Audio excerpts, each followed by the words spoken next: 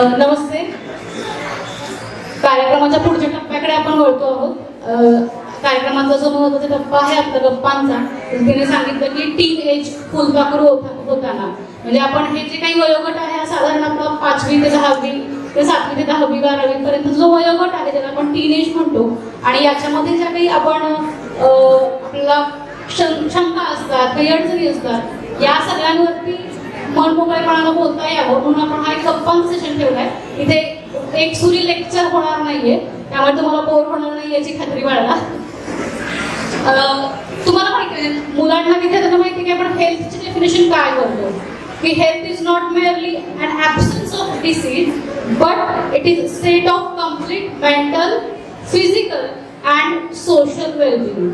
म्हणजे आरोग्य काय म्हणू आपण, की आपलं आरोग्य म्हणजे केवळ आजाराचा अभाव नाही, तर आपल्या मानसिक, शारीरिक आणि सामाजिक स्वास्थ्याची अवस्था असणं म्हणजे हेल्थ. म्हणजे हेल्थ फक्त शरीराने होत नाही, तर तुमच्या मानसिकतेमुळे, तुमच्या आसपासच्या सामाजिक वातावरणामुळे ठरते. आणि फक्त शारीरिक आरोग्याबाबत आपण खूप अवेअर असतो, किंवा त्यासाठी व्यायाम करणं, योग्य तो आहार घेणं, हे सगळं आपल्याला माहिती असतं. पण मग हे मानसिक आरोग्य जपायचं म्हणजे काय करायचं, ते का महत्वाचं आहे. म्हणजे आज आपण वर्तमानपत्र वाचतो तेव्हा आपल्याला बऱ्याचशा घटना दिसून येतात, आणि मग त्यावेळेला आपल्याला अलर्ट होतो आपण की काहीतरी चुकतंय बाबा, काहीतरी सुधारायला पाहिजे, पण ते काय हे नक्की कळत नाही आपल्याला. आणि जर आपण आजचा आकडेवारी बोलायला गेलो तर भारतात साधारण दर 4 व्यक्तींमागे एक व्यक्ती मानसिक आजाराने, कोणत्या ना कोणत्या प्रकारच्या मानसिक आजाराने, टेन्शनने ग्रस्त आहे. आणि आता ही फक्त लिखित आकडेवारी आहे, ही नोंद केलेली आकडेवारी आहे, जी नोंद झालेलीच नाही अशी आकडेवारी जर आपण विचार करायला गेलो तर ही समस्या किती गंभीर आहे याचा आपल्याला अंदाज येऊ शकतो. आणि आपला एक गैरसमज असतो की मानसिक आजार हे काय आताचं फॅड झालंय, म्हणजे जो तो उठतो आणि मला डिप्रेशन आलं आणि मला टेन्शन आलं असं म्हणतो, असं आपल्याला वाटतं. आणि मग पुन्हा आपण त्याच्यासाठी म्हणतो की जे कमकुवत मनाचे असतात त्यांना फक्त हे डिप्रेशन येणं, मानसिक आजार होणं वगैरे या गोष्टी होतात, आम्ही काही स्ट्रॉंग लोक, आम्हाला काय असं होणार नाहीये. तर खरंच हे असं आहे का, हेही आपण समजून घ्यायला पाहिजे. आणि बारकाईचं केलं तर आम्हाला शिक्षक म्हणून खरं तर विद्यार्थी पालकांशी संवाद साधताना जाणवत असतं की बऱ्याचशा लहान लहान समस्या असतात, आणि त्या समस्यांचा त्या वेळेला जर आपण निराकरण नाही केलं तर त्या मोठं रूप देतात. आणि मानसिक आजार हे काही तुमचा आर्थिक, सामाजिक स्तर काय आहे याच्यावर ठरत नाही, किंवा तुमचा वयोगट काय आहे याच्यावरूनही ठरत नाही. तुम्हाला कोणत्याही टप्प्यामध्ये याची गरज भासू शकते. आपण ज्या घटना पाहिल्या त्या तुमच्या आमच्यासारख्या सामान्य कुटुंबातच असतात, पण बऱ्याचदा आपण त्याच्याबद्दल बोलायला घाबरतो. आपल्या 4 जणांमध्ये, आपल्याच कुटुंबामध्ये तो विषय मिटवायचा प्रयत्न करतो, आणि न कळत तो विषय इतका मोठा होतो की आपल्या हाताबाहेर जातो हे आपल्याला कळत नाही.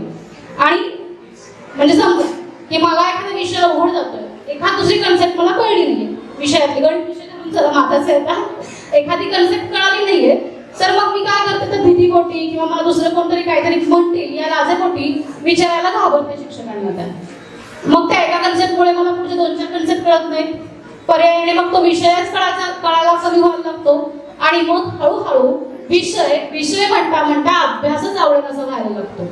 म्हणजे प्रश्न होता छोटासा की मला एक कन्सेप्ट कळाली नव्हती, पण त्या क्षणाला मी जे काही भीती किंवा लाज या गोष्टींमुळे तो प्रश्न विचारला नाही, आणि तो एवढा मोठा गेला की त्याच्यामुळे मला भविष्यात डिप्रेशन येण्यापर्यंत, नैराश्य येण्यापर्यंत जाऊन पोहोचले. सो हे सगळं जर टाळायचं असेल तर विद्यार्थ्यांच्या आयुष्यातल्या प्रत्येक टप्प्यावर जसं शारीरिक आरोग्य महत्वाचं आहे, तितकंच महत्वाचं मानसिक आरोग्य देखील आहे. आणि आज जे बदलतं वातावरण आहे त्याच्यामुळे येणारा दबाव, करिअरच्या एवढ्या साऱ्या संधी निर्माण झालेल्या आहेत की करिअर आहे तरीही दबाव येतो आहे. या सगळ्यामध्ये स्वतःला सांभाळायचं कसं, पुढे जायचं कसं, आलेल्या ताणाला कोप अप करून पुढे कसं जायचं. आणि म्हणूनच या कार्यक्रमाचं आपण आयोजन केलेलं आहोत. या संपूर्ण जो काही हा विषय आहे, या विषयावरती आपल्याला अगदी मनमोकळेपणाने गप्पा मारता येतील या मॅडमशी, अशी मला खात्री आहे. कारण मी मॅडम सोबत गेले काही वर्ष त्यांच्या संपर्कात आहे. आपल्या पहिल्या स्नेह मेळाव्याला सुद्धा मॅडम आलेल्या होत्या, पण तेव्हा आपलं स्वरूप वेगळं होतं. आता आपण हे गप्पांचं स्वरूप ठेवतोय का तर पालकांनाही काही प्रश्न बोलता यावेत. आधी मी काही प्रश्न विचारेन, त्याच्यावरती मॅडम आपल्याशी संवाद साधतील, आणि त्या सगळ्याच्या शेवटी जर पालकांना असं वाटलं की तुमच्याकडे काही प्रश्न अजूनही विचारणं राहून गेला आहे तर तुम्हालाही तुमचे प्रश्न विचारण्याची संधी मिळेल. तर मी पहिला प्रश्न रुपाली मॅडम तुम्हाला विचारू इच्छिते की मन म्हटलं की हात जातो आपल्याकडे की मनातल्या गोष्टी असं म्हणतो ना आपण. मग हे जे काही आहे मन मनात काही होतंय तरी होतंय तर हे सगळं काय मन म्हणजे काय हे आपण जाणून घ्यायला आवडत पहिल्यांदा. खूपच महत्त्वाचा प्रश्न तुम्ही विचारलात, कारण जेव्हा आपण मानसिक आरोग्याविषयी बोलणार आहोत तर आपल्याला मन कुठे आहे हे पण माहिती असायला पाहिजे. आपण जर बघितलं तर आपल्या सगळ्यांना शारीरिक आरोग्याची किंवा अवयवांची माहिती स्पष्ट असते, म्हणजे आपण शाळेत असताना त्याच्याविषयी शिकतो, पण मनाविषयी तसं कुठं आपल्याला शिकायला मिळत नाही. आणि मॅडमनी जशी आरोग्याची व्याख्या केली तर आपलं शारीरिक आणि मानसिक हे दोन्ही आरोग्य चांगलं राहणं खूप महत्त्वाचं आहे, कारण दोन्ही म्हणजे एका नाण्याच्या दोन बाजू आहेत. तर जर आपण शरीराच्या आरोग्याची इतकी काळजी घेत असू तर मन हा आपल्या सगळ्यांच्यासाठी खूप महत्त्वाचा घटक आहे. म्हणजे अभ्यासात पण आपलं मन व्यवस्थित असेल तर कॉन्सन्ट्रेशन होऊ शकतं, आपण व्यवस्थित अभ्यास करू शकतो. पण या मनाविषयी आता मी तुम्हाला कोणाला प्रश्न विचारला की तुम्हाला माहिती आहे का मन कुठं असतं, म्हणजे मॅडम जशा म्हणाल्या की हृदयात असतं असं आपल्या सगळ्यांना बरेच वेळा वाटतं. तर तुम्हाला सगळ्यांना काय वाटतं की ते हृदयात असतं की अजून कुठे असतं? पालकांना बोलू शकतो आपण गप्पा मारायला जमलेलो आहोत इथे, नुसतं आमचं ऐकायला जमलेलं नाही आहोत. तर तुम्हाला आतापर्यंत तुम्ही जे काही ऐकलंय बघितलंय त्याच्यानुसार तुम्हाला काय वाटतं की आपलं मन कुठं असतं? कोणी सांगू शकेल? पण मॅडमच्या मताशी किती जण सहमत आहेत की आपलं मन हृदयात असतं? त्यांनी हातवर केले तरी चालतं. ठीक आहे, इकडचे साधारण 8-10 लोक आहेत की ज्यांना वाटतं आपलं मन हृदयात असतं. तर हृदयात सोडून अजून कुठं असू शकतं आपलं मन? ज्यांनी हातवर केल्याने त्यांचं काय मत आहे? हा,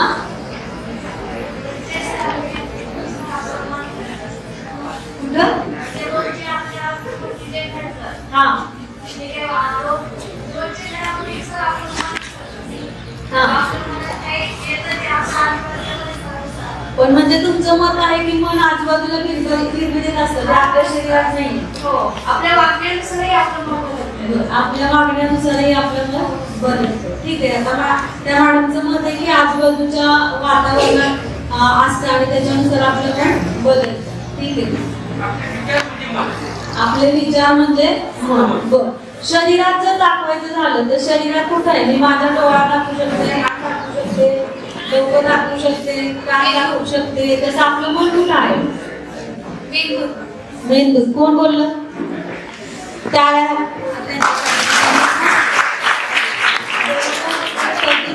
की आपल्या कुणालाही हे शालेय जीवनामध्ये कुठेही शिकवलं जात नाही की आपलं मन हे आपल्या मेंदूमध्ये असतं आणि मेंदूच्या पेशींमार्फत मनाचं कार्य चालतं. म्हणजे आपला जो पुढचा मेंदू आहे त्याला फ्रंटल लोब असं म्हणतात, तर त्याची वाढ साधारण 18व्या वर्षापर्यंत होत असते. आणि ती वाढ आपण जे वाचतो, बघतो, वातावरणात जे काही शिकतो आजूबाजूच्या त्या सगळ्या गोष्टींवरती त्या मेंदूची वाढ अवलंबून असते. आणि जर आपला मेंदूच हे सगळं करणार आहे, म्हणजे असं म्हटलं जातं ना की मेंदू हा आपल्या शरीराचा राजा आहे, की त्याच्यावरतीच आपलं शरीर सगळं आपण जे बोलतो करतो ते सगळं मेंदूतल्या क्रियांवरती अवलंबून असतं. त्यामुळं मॅडम जे म्हणाल्या की आपलं मन हे मेंदूमध्ये असतं आणि तिथल्या पेशींमार्फत मनाचं कार्य चालतं, हे आपण लक्षात घ्यायला पाहिजे. हे जर आपल्याला कळालं तरच आपण त्याची काळजी कशी घ्यायची ते आपण करू शकतो.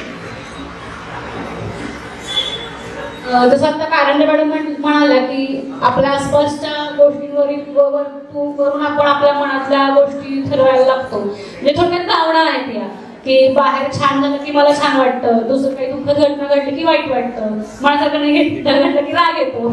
तर मग हा जो काही भावनांचा जो काही खेळ आहे किंवा या भावना काही निर्माण होतात त्या कशामुळे निर्माण होतात आणि त्या चांगल्या असो किंवा वाईट असो. पण असं झालं असतं की समजा भावना निर्माण झाल्या नसत्या तर आयुष्याला सरळ सोड झालं असतं ना. तुम्हाला काय वाटतं? तसं बघायला गेलं तर झालं असतं आपण म्हणू शकतो, पण आपण सगळेजण मनुष्य प्राणी आणि प्राण्यांच्या मेंदूमध्ये आणि माणसाच्या मेंदूमध्ये फरक आहे की माणसाला तो मेंदू लाभलेला आहे ज्याच्यामध्ये भावना तयार होतात. माणूस दुःख व्यक्त करू शकतो, राग व्यक्त करू शकतो, आनंद होतो. ह्या सगळ्या भावना आहेत त्या आपल्या मेंदूमध्ये तयार होतात आणि फ्रंटल लोब आणि जी लिम्बिक सिस्टीम असते त्याच्यामध्ये भावना निर्माण होतात आणि भावना जरी चांगल्या आणि वाईट असल्या तरी त्या दोन्हीही आपल्याला उपयुक्त असतात. म्हणजे माणूस आहे त्यामुळे त्या भावना निर्माण होऊन त्याप्रमाणे आपण व्यक्त करतो, आपलं व्यक्तिमत्व त्याच्याप्रमाणे घडत जातं आणि ह्याच भावना पुन्हा आपल्याला समृद्ध करतात. म्हणजे भीतीची भावना असेल जी सगळ्यात आद्य भावना मानली जाते की माणसाच्या मेंदूमध्ये ती सगळ्यात पहिल्यांदा तयार होते आणि बरेच वेळा आपण सगळेजण त्याचा अनुभव पण घेत असतो की आपल्याला वेगवेगळ्या प्रसंगांना तोंड देताना भीती वाटते. इथं येऊन पुढे आता मगाशी आपण बघितलं की बोलायचं असेल तर पहिली आपल्या मनामध्ये भीती निर्माण होते. त्यामुळे या सगळ्या भावना आहेत त्या आपल्या मेंदूमध्येच तयार होत असतात आणि त्या निर्माण होणं म्हणजे आपण माणूस आहे याचं ते एक लक्षण आहे आणि त्या आपण भावनांना त्याच्या वेळी ओळखायला शिकलं पाहिजे आणि त्या समृद्ध करत जायला पाहिजे पुढच्या वाटेवरचा. भावना निर्माण होणं चुकीचं नाहीये, पण त्या भावना तुम्ही हँडल कसं करताय ते जास्त महत्वाचं आहे. आणि सगळ्यात या वयाच्या मुलांची आवडती भावना जी असते ती म्हणजे राग. पटकन येतो, म्हणजे आई वडिलांचं म्हणणं असतं की ह्याच्या नाकावरती राग आहे. तर मग हा जो काही राग आहे तो कसा कंट्रोल करता येईल आणि तो चांगला आहे का वाईट आहे, म्हणजे पूर्णच वाईट आहे, राग येणं हे वाईटच आहे असं की काय? तर सगळ्यात आधी गुणवंत विद्यार्थ्यांचं खूप खूप कौतुक करते मी आणि खूप हुशार विद्यार्थी आहेत. अगदी तुम्ही चांगले मार्क मिळवलेले आहेत आणि खूप चांगलं काहीतरी तुम्ही मार्क मिळवले आहेत आणि खूप चांगलं तुम्ही शिक्षण घेत आहात. त्यामुळे तुमचं सगळ्यांचं खरं तर खूप कौतुक आहे, अभिनंदन. आणि मला जो प्रश्न विचारलेला आहे तोच प्रश्न मी तुम्हाला विचारू असं इच्छिते की तुम्हाला काय वाटतंय, राग चांगला आहे की वाईट आहे?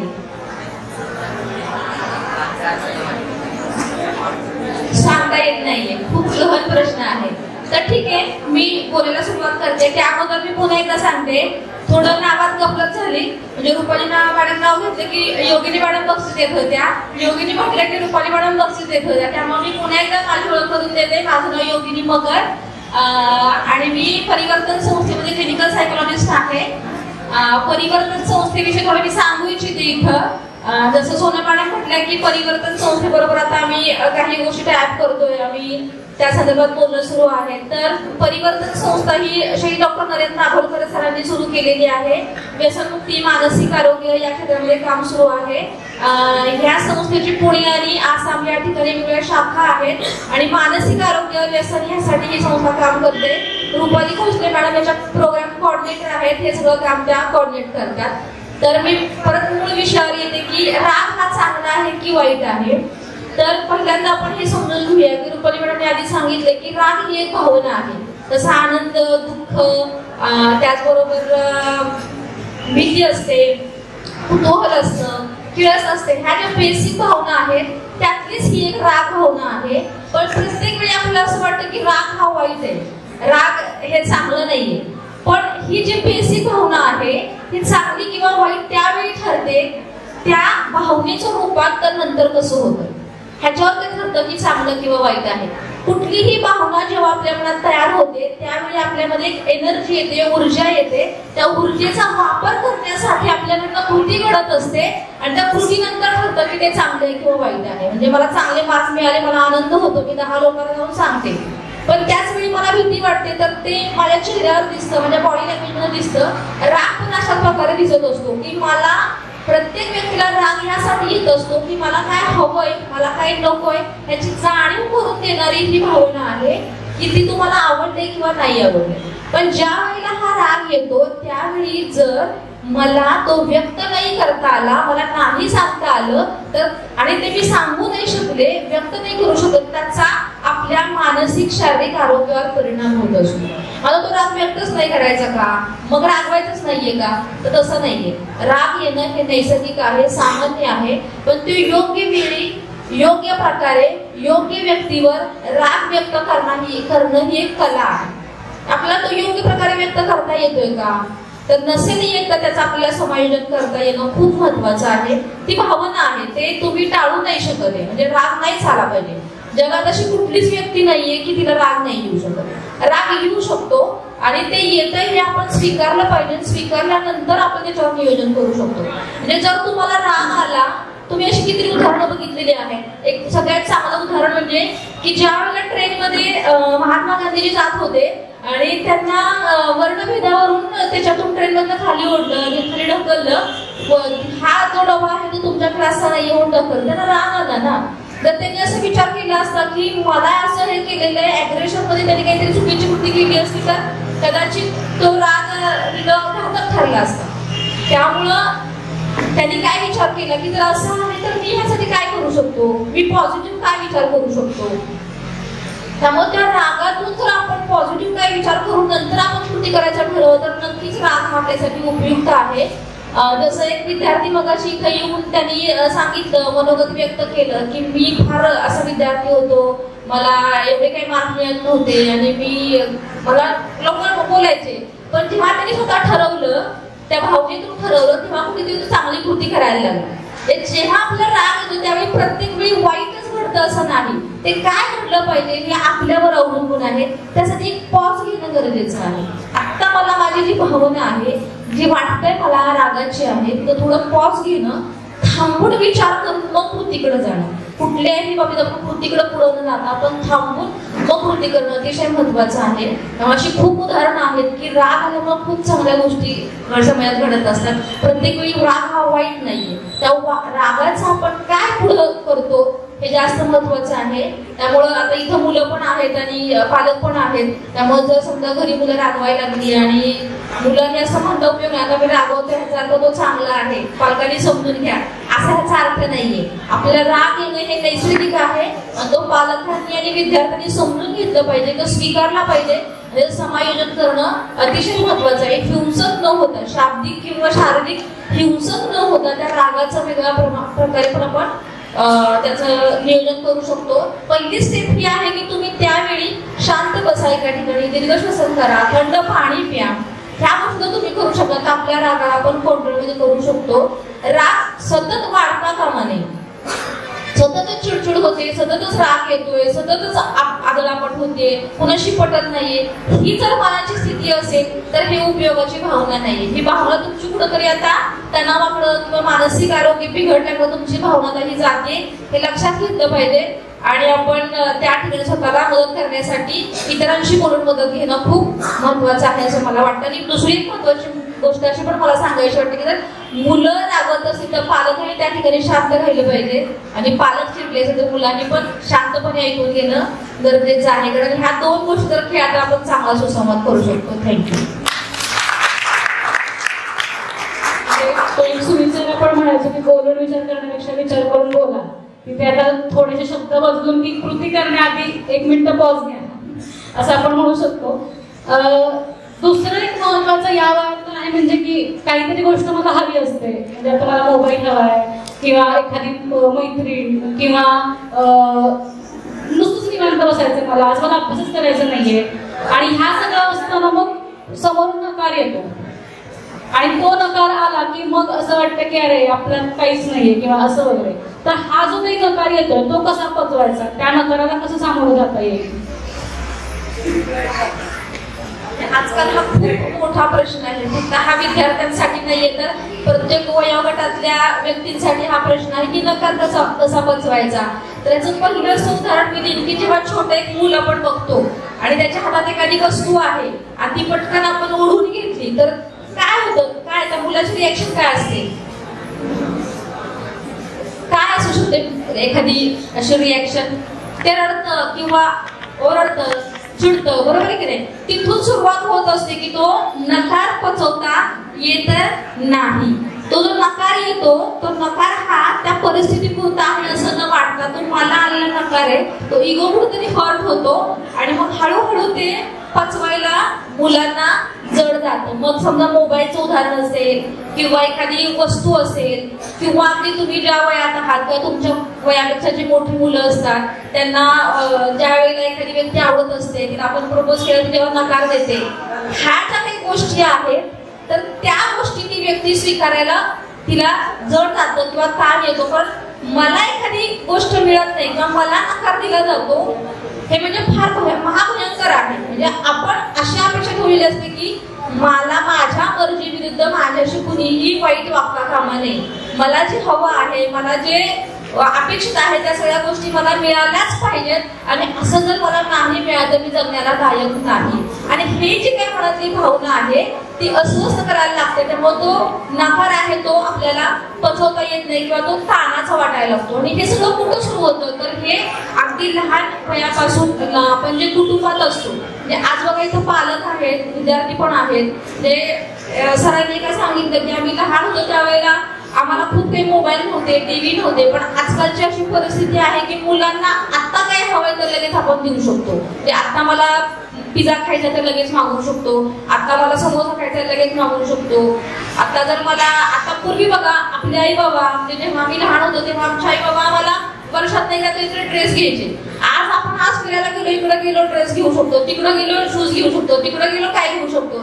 इतक्या सगळ्या गोष्टी मुलांना सहज अवेलेबल होत आहेत. ते त्यांना नाही पालक पण करत नाही. आपण हे जर मुलांना नाही देत आपण कोणाचे लाड करत नाही अशी पण एक भावना येत असते. असं पण वाटत असतं की त्यांच्या मुलांना ते देऊ शकतात पण आम्ही का नाही देऊ शकत, अशी पण एक भावना असते. म्हणजे मी एक उदाहरण सांगते माझ्या मुलाचं. माझा मुलगा जेव्हा 3रीला होता तेव्हा दारावरती बेडशीट विकायला येतात. बेडशीट विकायला आलेले होते, ते मी बघत होते तर ते एक बेडशीट छान त्या टॉम अँड जेरीचं बेडशीट होतं आणि त्याच्याशी इच्छा होती की तू विकत घे आपल्याला. असंच आम्ही बघत होतो तर तो म्हणत होती तू आपल्याला विकत घेते. तर मी म्हटलं काही गरज नाही, एवढं काही छान नाही, कशाला पाहिजे आपल्याला, नको घ्यायला. त्यावेळी सुद्धा मी काउन्सिलर नव्हते, मी आईच्या भूमिकेत होते. नको आपल्याला कशाला घ्यायचंय, काही गरज नाहीये, मला हवंय, मला ते आवडलेलं, तू ते घे असं त्याची इच्छा होती. म्हटलं नको काही गरज नाहीये आपल्याला आहेत कशाला नको असं म्हणून मी ते म्हणजे मला त्याची भावना समजून नाही घेता आली किंवा ते का हवं आहे. आणि तेच बेडशीट आमच्या शेजारच्यांनी विकत घेतलं आणि त्यानंतर तो खूप रडायला लागला. मला कळत नव्हतं की एवढ्याशा बेडशीटसाठी हा का रडत असेल, का हे बेडशीट हवं आहे. तो म्हटलं की तू विकत घेतलं नाही, त्याने ते विकत घेतले, आता ते किती सुखी झाले, मी किती दुःखी झालोय बघ.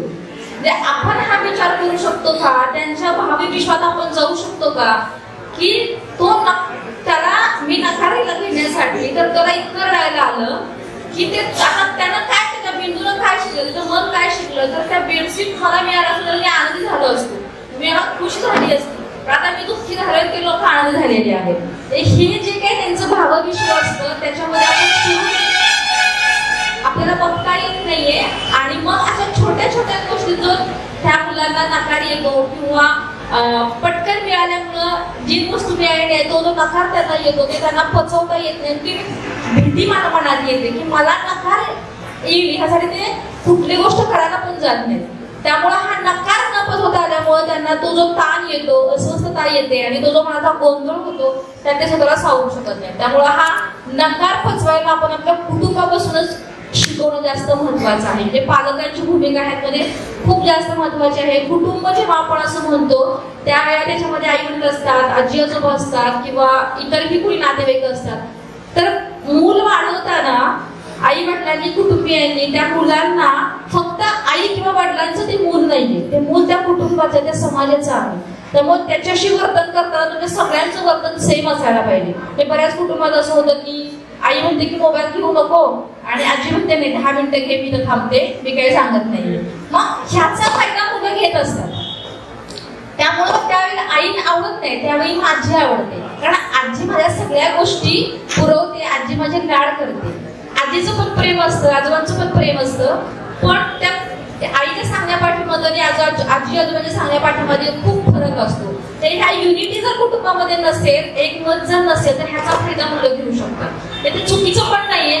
त्यांचा मेंदू हा विचारच करू शकत नाहीये की माझ्यासाठी जे कुणी काय सांगते ते कुठली गोष्ट फायद्याची, कुठली गोष्ट तोट्याची आहे. आता मला इन्स्टंट हे माझ्या मनासारखं मिळतंय ना ते मी घेणार, हे वाटत असतं मुलांना. त्याच्यामुळे ते सतत सकारात्मकता हवी आहे, नकारात्मक नको, आणि त्याचं ते सगळं ओझं वाढत जातं आणि भीतीच्या भावनेतनं ते त्याला पचवायला ते जड जात असतं.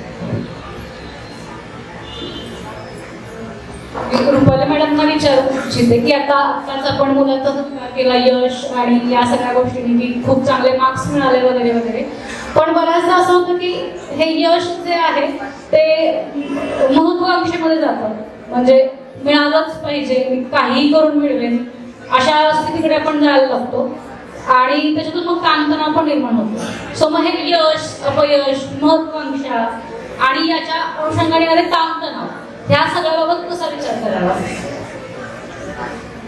म्हणजे तुम्ही म्हणालात ते अगदी बरोबर आहे की आपल्याला यश मिळालं तरी त्याच्यातनं ताणतणाव निर्माण होतात आणि अपयश आलं तरी आपल्याला ताण येतो. म्हणजे मग असे आपण जसं बघितलं की आपलं मन मेंदूमध्ये आहे आणि त्याच्या मेंदूतल्या पेशींमार्फत मनाचं कार्य चालतं, तर ताण हा आपल्या सगळ्यांच्या जीवनाचा अविभाज्य घटक आहे. म्हणजे मी आता इथं साधारण आपण 100 लोक असतो आणि मी विचारलं की तुम्हाला मागच्या 8 दिवसात अजिबात ताण आला नाही, कुठल्याही गोष्टीचा विचार मनात आला नाही, असं कुणी इथं आहे का? तर बहुतांशी कुणीही नसतं की ज्याला मागच्या 8 दिवसामध्ये कुठला विचार आला नाही. आपल्या सगळ्यांनाच रोजच्या दैनंदिन जीवनामध्ये कुठला ना कुठला विचार येतो, ताण येतो, साध्या साध्या गोष्टींचे ताण असतात. म्हणजे कुठं इथं कार्यक्रमाला सकाळी वेळेवर पोहोचायचं तर त्याचा सुद्धा ताण असतो की आपण वेळेवर पोहोचू की नाही. तर असे वेगळे वेगळे ताण असतात आणि जरी यश मिळालं तरी त्याच्यातनं पण निर्माण होणारे ताण असतात. म्हणजे याचं उदाहरण आहे की दीपिका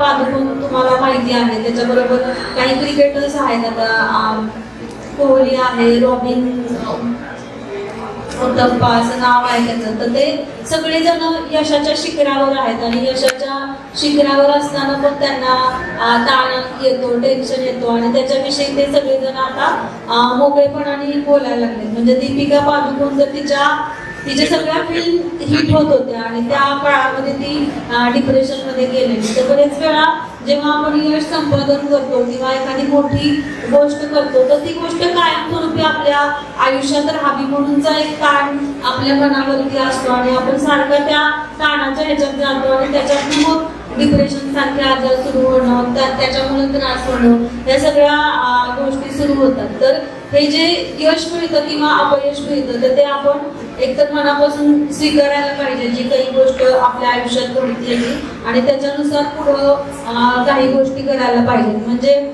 आपण बरेच वेळा आपलं दैनंदिन रुटीन आहे त्याच्याकडे लक्ष देत नाही किंवा आपल्या खाण्याकडे लक्ष देत नाही, आपल्या झोपेकडे लक्ष देत नाही. तर ह्या गोष्टी पण आपल्या मनाला चांगलं ठेवण्यासाठी खूप महत्त्वाच्या असतात. आपले ताण आपण हाताळतो कसे याच्यावरती पण सगळ्या गोष्टी अवलंबून असतात. आणि मग मुलांनी किंवा जे अपयशी होतात किंवा जे यशस्वी होतात त्यांनी स्वतःच्या अपेक्षा ज्या असतात स्वतःकडून त्याच्यामुळे बहुतांश वेळा हे सगळे ताण येतात. तर अपयश आलं किंवा यश आलं तर ते आपण स्वीकारायला पाहिजे आणि त्याच्यासाठी मग सातत्य आपल्याकडे पाहिजे की ते टिकून राहण्यासाठी किंवा अपयश आलं असेल तर पुढे जाऊन प्रयत्न करून पुढचं यश कसं आपल्याला मिळेल त्याच्यासाठी प्रयत्न करायला पाहिजेत. आणि हे सगळं होत असताना आपण संवाद करायला पाहिजे. म्हणजे बरेच वेळा संवाद होत नाही, जे काही आपल्या मनात चालू असतं ते आपल्यापर्यंतच राहतात. तर ते आपल्यापर्यंत न राहता एकमेकांशी त्याच्याविषयी संवाद केला तर बरेच वेळा आपला जो ताण आहे तो कमी व्हायला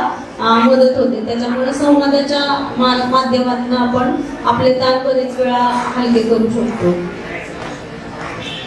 संवादाचा धागा जो आहे तो पुढे नेऊ इच्छिते की खरंच संवाद किती महत्वाचा आहे पालक आणि मुलांच्या मध्ये, आणि तो होत नसेल किंवा कमी होत असेल तर तो कशा प्रकारे एक काय म्हणूया आपण की सकस संवाद करता येईल, कसा काय? संवाद हा खूप महत्वाचा आहे. म्हणजे कुठलीही गोष्ट आहे ती संवाद म्हणजे बोलून तर होतच असते, पण तुमच्या चेहऱ्यावरून आणि तुमच्या बॉडी लँग्वेजमधून पण तो संवाद हा होत असतो. तर तो संवाद होणं फार महत्वाचं आहे. आणि आजकाल आपण बघतो की संवादाचा अभाव आहे. त्याचं कारण म्हणजे मुख्य तर सगळे बिझी आहेत. जे इथं उपस्थित असलेले सर्व पालक आहेत, काही माता असतील आणि जे वडील पालक आहेत ते सुद्धा बिझी असतात. त्यांच्या कामाचं शेड्यूल असतं, त्यांचे ते पैसे कमवणं किंवा इतर त्यांचे काय असतात त्याच्यात ते बिझी असतात आणि त्याच्यामुळे संवादाचा अभाव होत असतो. मुलांचं पण शेड्यूल टाईट असतं, सकाळी स्कूल आहे, क्लास आहे, त्यामुळे तेही बिझी असतात आणि उरला सुरला जो वेळ आहे तो म्हणजे मोबाईल आहे. त्यामुळं ते एक असं माध्यम आहे की त्याच्यामुळे संवादाचा अभाव होतोय.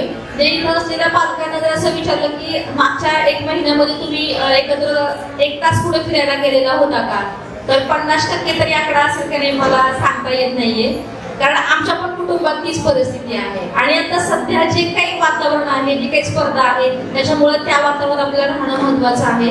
पण त्यातूनही मी असं म्हणते की पालकांना असं माझं सांगणं आहे की मुलांना वेळ देणं खूप महत्वाचं आहे. म्हणजे मी उदाहरण देऊ इच्छिते की मी एक 8 दिवसापूर्वी एक काउन्सिलिंग करत होते, त्यावेळेला मी असं त्या मुलाशी बोलत होते की खूप त्यांना आता व्यसन आहे ऑनलाईन गेम खेळण्याचं. दिवसातले 24 तासापैकी साधारण 15 तास तरी ते गेम खेळत असतात मोबाईलवर, इतकं व्यसन आहे.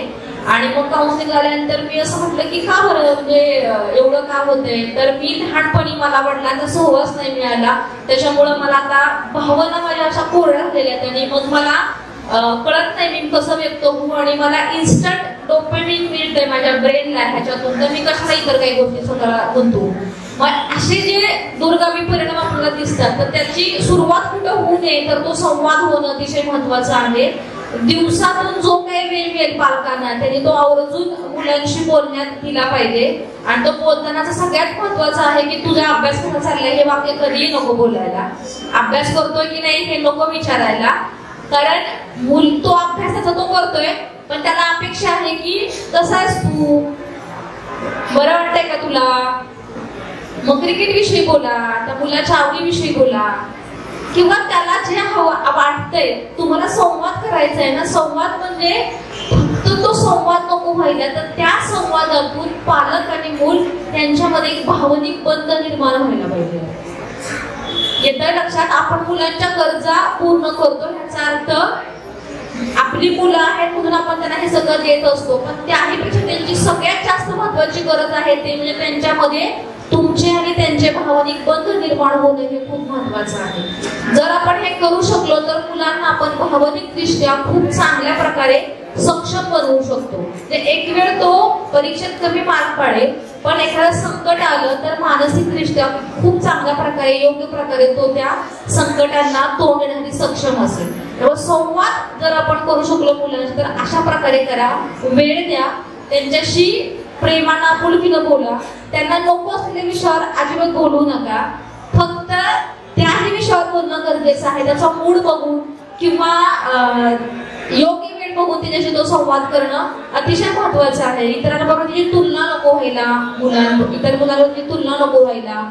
जेव्हा आपण कधी गप्पा मारू, जवळ त्याला घेऊन बोलू, तर त्याला किती मार्क पडले, त्याला किती मार्क पडले, असा संवाद न करता त्याच्यात जे काही चांगले गुण आहेत, चांगले स्किल आहे, तो जे काही चांगलं करतो याविषयी बोला. आपल्या मुलाचं जे काही निगेटिव्ह वर्तन आहे किंवा त्याच्यातले काही मायनस पॉइंट आहेत त्याच्याविषयी खूप जास्त न चर्चा करता, कुठलीही व्यक्ती त्याच्यामध्ये चांगले आणि वाईट दोन्ही गुण असतात, पण आपल्याला संधी आहे चांगले गुण सुद्धा वाढवण्याची आणि जे वाईट गुण आहेत ते गुण कमी करण्याची. पण सतत वाईट गुण न सांगता चांगल्या गोष्टी सांगितल्यावर आपल्याला खूप चांगलं वाटतं. म्हणजे आज आपण बघितलं की मुलांचा आपण सत्कार केला तर ते कशासाठी असतो सत्कार, तो सत्कार ह्यासाठी असतो की तू खूप चांगलं केलेलं आहेस, तू आणखी चांगलं करावं ह्यासाठी त्यांना प्रेरणा देण्यात यायला आपण सगळं करत असतो. तसंच आपल्या मुलाला आपण घरी करू शकतो ना, तुला ठीक आहे 80% मार्क पडलेत ना, ठीक आहे तुझी इच्छा असेल तू प्रयत्न केलेस, तुला 90 पर्यंत तू जाऊ शकतोस, पण तू ह्या 4 गोष्टी खूप चांगल्या करू शकतोस. हा जो संवाद आपण मुलांशी करतो त्या संवादामुळे मुलांना प्रेरणा मिळते. आणि प्रेरणा ही पहिलं स्थान आहे की कुठलीही गोष्ट चांगली करण्यासाठी प्रेरणा असेल तरच कुठलीही व्यक्ती ते करत असते. त्यामुळे तो संवाद होणं, तो पॉझिटिव्ह संवाद होणं अतिशय महत्वाचं आहे. त्याही ठिकाणी आई बाबांचं एक मत असणं खूप महत्वाचं आहे. बऱ्याच वेळेला मी असं बघते की मुलं असं शोधतात की आई बरोबर खूप बॉन्ड असतो, आई काही गोष्टी गमवत असते, चुकांवर पांघरून घालते, समजून घेते, पण बाबा थोडेसे स्ट्रिक्ट असतात. कदाचित उलट पण होतं, आई कडक असते, बाबा समजून घेत असतात. पण असं ज्या वेळेला होतं ना तेव्हा आई वडिलांनी पारदर्शी असायला पाहिजे. मुलाकडून काहीही जरी झालं असेल तरी पण एकमतांनी नीट स्वीकारलं पाहिजे, नीट त्याच्यावर चर्चा केली पाहिजे. ते कुठंही तिथं मुलाला ते लपवण्यासाठी किंवा ते न सांगण्यासाठी कुठंही मुलाला तिथं पाठीशी नाही घालता कामा. कारण एक आई वडील आणि मुलं एक कुटुंब होत असतं, तिथं आपण तू किंवा मी असं न राहता आपण होत असतो. त्यामुळे तो जो एक होणं जो भाग आहे ते होणं जास्त महत्वाचं आहे असं मला वाटतं. आणि जो आधी पण जे विचारलेलं होतं की यश आणि ह्याविषयी जे बोलणं झालं तर त्यात मला एक असं वाटतं की यश हे खूप चांगलं आहे, ते खूप महत्वाचं आहे, पण अपयश आपण वाईट का म्हणायचं? अपयश पण महत्वाचं आहे, कारण अपयशातून आपण शिकत असतो. ते अपयश हे कधी वाईट नाहीये. यश म्हणजे की आपण जे काही ध्येय ठरवले त्यासाठी परिश्रम करून एक छान जे गोल आपण ठरवलाय तो मिळवणं, आणि तो मिळवल्यानंतर जे काही समाधान मिळतं ते म्हणजे यश आहे. ते चांगलंच आहे, पण अपयश वाईट नाहीये. आपण त्याला निगेटिव्ह बाजूला बघतो की अपयश हे वाईट आहे.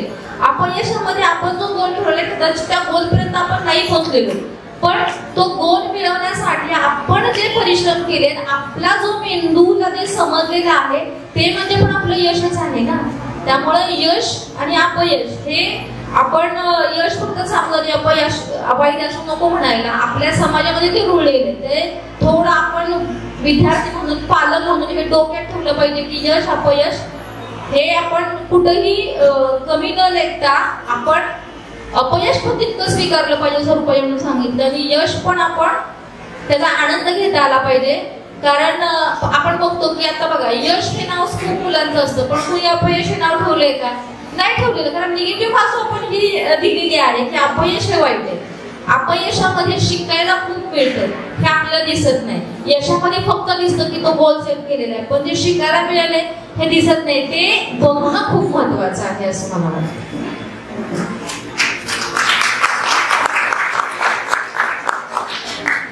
मगाशी आपण भावनांबद्दल बोललो की भावना कमी केल्या तर आयुष्य सरळ होऊ शकतं, पण तुम्ही म्हणलात की भावनेला काही पर्याय नाहीये, ती येतेच. आणि मग त्या भावनेतून किंवा आसपासच्या आपल्या आयुष्यातून मग ताणतणाव या गोष्टींकडे यायला लागतो.